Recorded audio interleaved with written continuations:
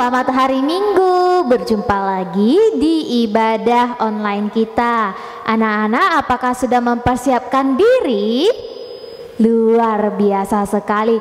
Mari sebelum kita memulai ibadah kita hari ini, terlebih dahulu kita berdoa ya. Lipat tangannya, tutup mata, lalu tundukkan kepalanya. Kita bersatu dalam doa. Terima kasih Tuhan buat hari ini. Tuhan masih memberikan kami kesempatan untuk beribadah. Berkatilah ibadah kami ini dari awal, pertengahan hingga akhirnya. Dalam nama Tuhan Yesus kami sudah berdoa dan mengucap syukur. Amin. Ya, Miss mau ajak anak-anak semua bangkit berdiri. Kita mau menyanyikan satu buah lagu yang mengatakan ku menang. Ya, karena minggu yang lalu kita sudah memperingati hari Paskah ya, tentang kenaikan Tuhan Yesus. Nah, kembali Miss mau ajak anak-anak kita menyanyikan lagu ku menang bersama Yesus, mengingatkan bahwa Tuhan Yesus itu menang. Dia menang dari kematian. Yuk kita bernyanyi, musik.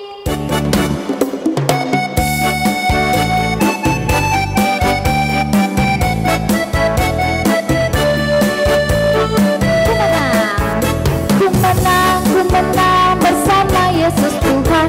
Ku menang di dalam peperangan. Ku menang atas segala setan. Haleluya, haleluya. Ku menang sekali lagi. Ku menang bersama Yesus Tuhan. Ku menang di dalam peperangan. Ku menang atas segala setan. Haleluya, haleluya. Ku menang. Haleluya, dia bangkit. Haleluya, dia bangkit. Haleluya, dia hidup. Haleluya, dia naik. Roh Kudus turun. Haleluya, dia bangkit. Haleluya, dia bangkit. Haleluya, dia hidup. Haleluya, dia naik. Roh Kudus turun.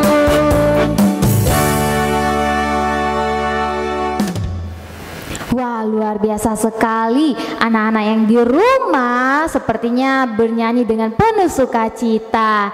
Nah, kita sudah menyaksikan kan kebaikan Tuhan Yesus itu di dalam diri kita. Maka dari itu kita juga harus sayang sama Tuhan Yesus. Benar kan? Yuk, Miss mau ajak anak-anak nyanyi lagu yang mengatakan ku mau cinta Yesus selamanya. Oke?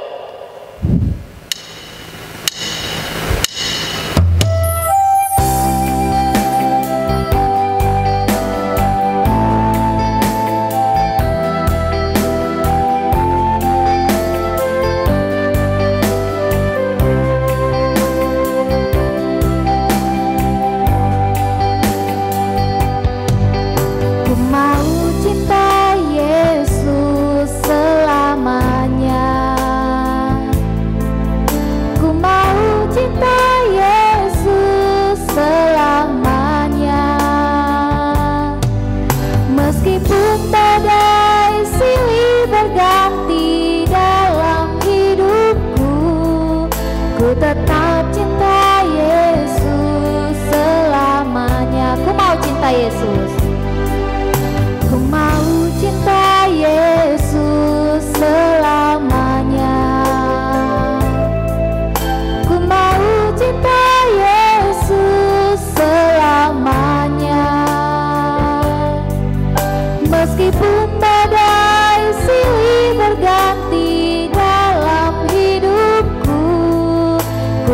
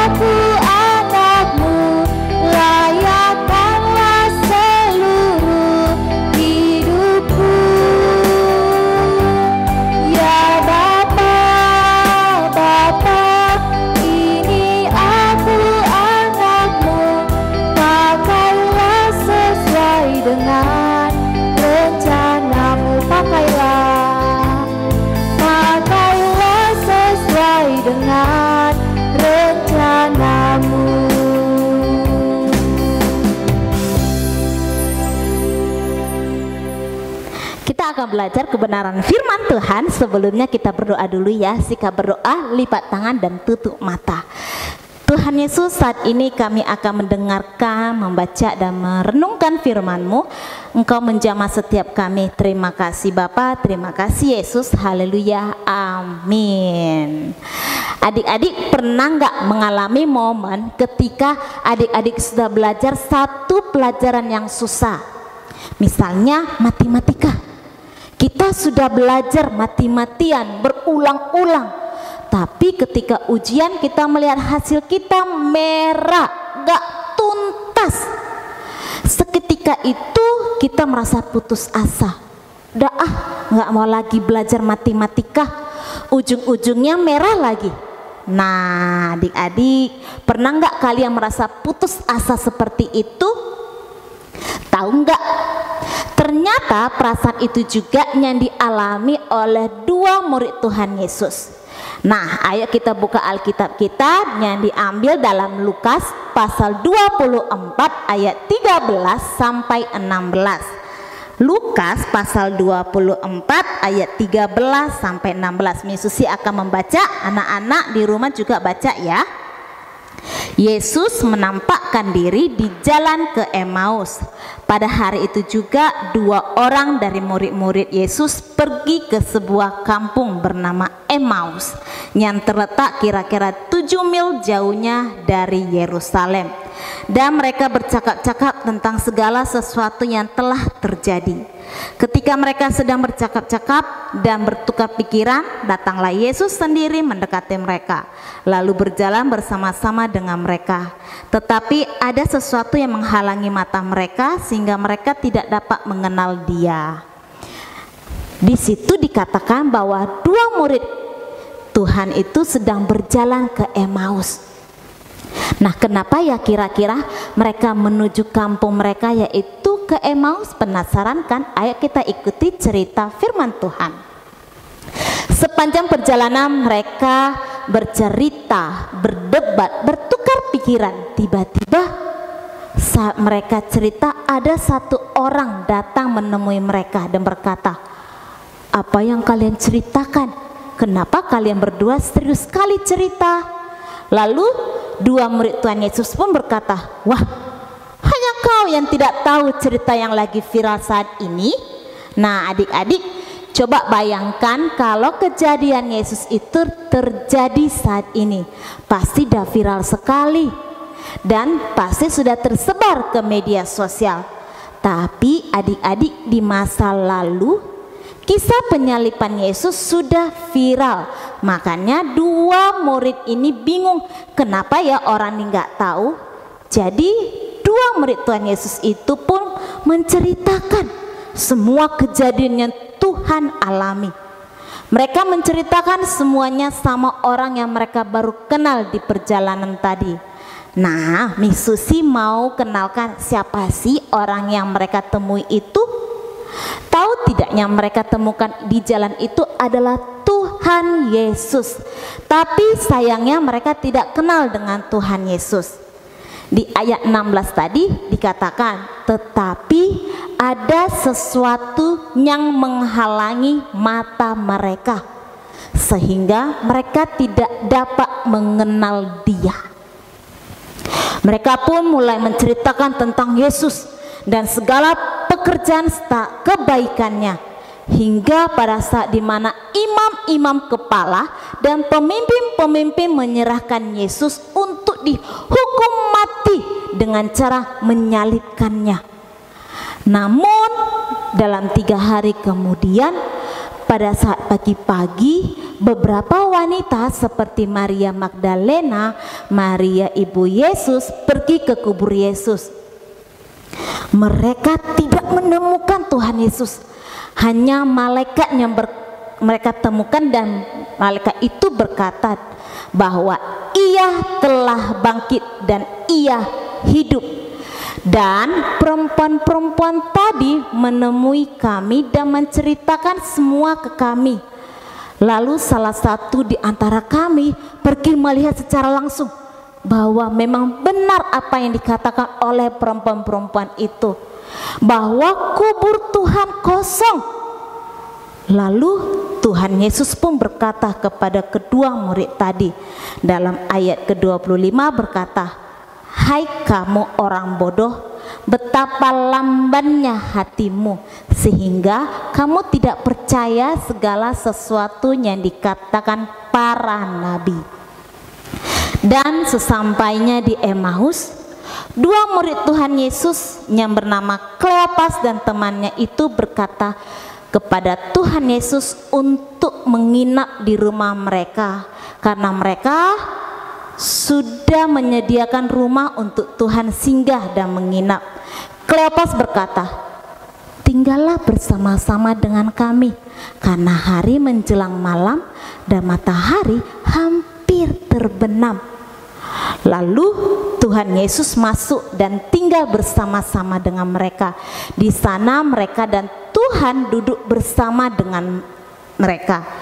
Tuhan mengambil roti, mengucap berkat, lalu memecah-mecahkannya dan memberikannya kepada mereka. Seketika itu mata murid Tuhan Yesus itu terbuka dan mereka pun mengenal Tuhan. Tetapi Tuhan lenyap di antara mereka dan mereka pun saling bercerita. Hati mereka berkobar-kobar ketika Tuhan berbicara dengan mereka di tengah jalan. Dan ketika Tuhan menerangkan tentang kitab suci kepada mereka. Dan akhirnya kedua murid tadi kembali ke Yerusalem. Dan mereka menceritakan apa yang terjadi di tengah jalan, bagaimana mereka mengenal Tuhan dan saat Tuhan memecah-mecahkan roti. Adik-adik, lihatkan bahwa sebenarnya kedua murid itu pulang ke Emmaus karena mereka awalnya berpikir bahwa Tuhan Yesus sudah mati dan siapa yang akan membebaskan kami. Mereka berputus asa karena mereka masih ragu bahwa Tuhan akan menggenapi janjinya. Tapi lihat, Tuhan Yesus bangkit dan Dia menggenapi janjinya. Teguran yang Tuhan kasih kepada kedua murid itu menjadi teguran buat kita, di mana kita harus percaya bahwa Tuhan akan menggenapi janjinya. Jadi ketika adik-adik merasa putus asa, tidak ada pengharapan, ingat ada Tuhan yang selalu memegang janjinya. Jadi kita tidak perlu takut, gak perlu putus asa, melainkan kita mau hidup sungguh-sungguh percaya kepada Tuhan. Lewat apa? Lewat membacakan firman Tuhan, mempelajarinya dan memahami firman Tuhan. Di masa depan kita juga kita tidak tahu, bahkan untuk hari ini aja kita tidak tahu hal apa yang akan terjadi dalam kehidupan kita. Bahkan yang mungkin di luar dugaan kita bisa terjadi kapan saja. Keadaan yang gak menentu ini terkadang membuat kita gelisah, atau kenyataan yang tidak sesuai dengan yang kita harapkan akan membuat kita menyerah.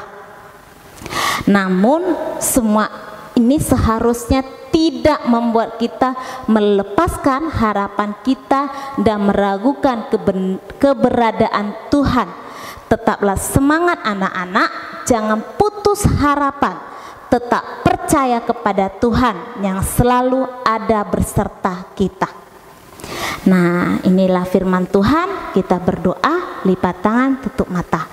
Tuhan Yesus, terima kasih buat firman-Mu. Ajari kami Tuhan untuk melakukannya.